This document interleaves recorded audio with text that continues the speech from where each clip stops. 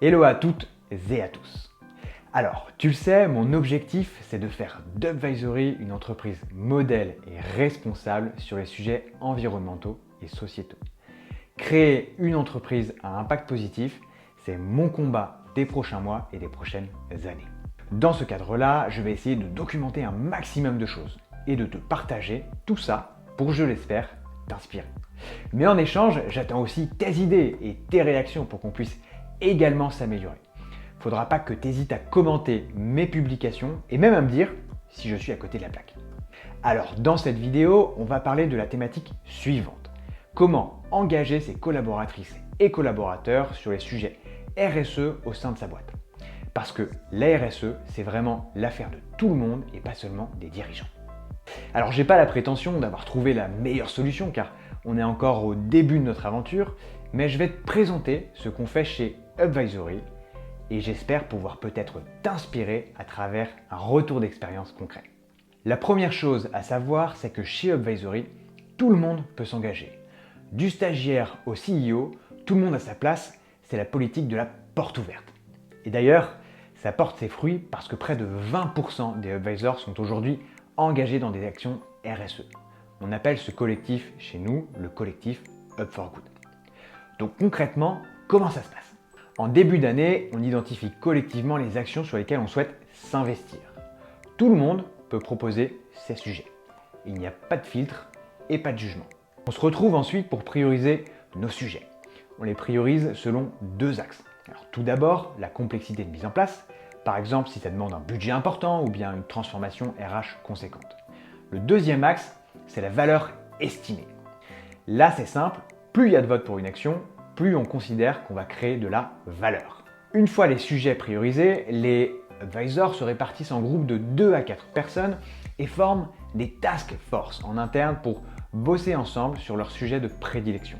Une task force dure entre 2 et 6 mois. Mais bien sûr, rien n'est gravé dans le marbre. En cours d'année, on repriorise des nouveaux sujets afin de réengager des nouveaux advisors ou des advisors qui ont terminé leur task force. Pour te donner des exemples concrets, on travaille actuellement sur 4 sujets avec le collectif Up for Good.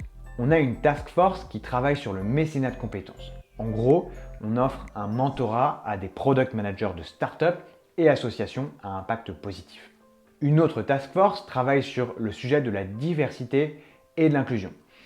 Aujourd'hui, on considère Upvisory comme une safe place, c'est-à-dire que quelle que soit ton orientation sexuelle, ta couleur de peau, ton origine sociale ou ton handicap, tu as ta place chez nous et on s'assure que tu t'y sentes parfaitement bien. C'est quelque chose qui est fondamental et que l'on doit accentuer et pérenniser dans le temps. Une troisième task force travaille sur les congés parentalité. Notre objectif est de travailler sur une politique de congé parentalité innovante pour que les jeunes parents arrivent à jongler facilement entre boulot et bébé et que cette période ne devienne pas une période stressante mais reste bien un moment de vie inoubliable. Et la dernière task force travaille sur l'évangélisation aux problématiques environnementales. On veut évangéliser un maximum nos advisors sur les sujets environnementaux à travers des fresques du climat ou la participation à des challenges comme Ma Petite Planète. Donc comme tu peux le voir, il y a des sujets très stratégiques et c'est hyper important d'être dans la co-construction et dans la transparence sur ces derniers. Pour moi, c'est vraiment essentiel de faire ça pour engager ses collaborateurs sur le sujet de la RSE. Et pour terminer, quelques tips qui peuvent t'aider à mettre en place une démarche similaire au sein de ton entreprise. Premier tip, déjà avoir le sponsorship fort du top management. Chez Upvisory, je pilote l'ensemble de la démarche et c'est important d'avoir un dirigeant engagé qui puisse prendre des décisions structurantes et stratégiques pour l'entreprise comme allouer un budget ou travailler sur un sujet RH dédié. Deuxième type, bien demander aux collaborateurs de réfléchir au ROI de chaque action. Parce qu'il y a quand même une réalité financière et il est important que les personnes qui bossent sur ces sujets s'approprient cette réalité économique pour ne pas créer de la déception derrière. Et enfin, dernier type, bien processé et bien outillé. Aujourd'hui, on a un process qui est clair et qui décrit exactement comment on peut s'engager chez nous. On a aussi un Notion qui nous permet de suivre tout ça.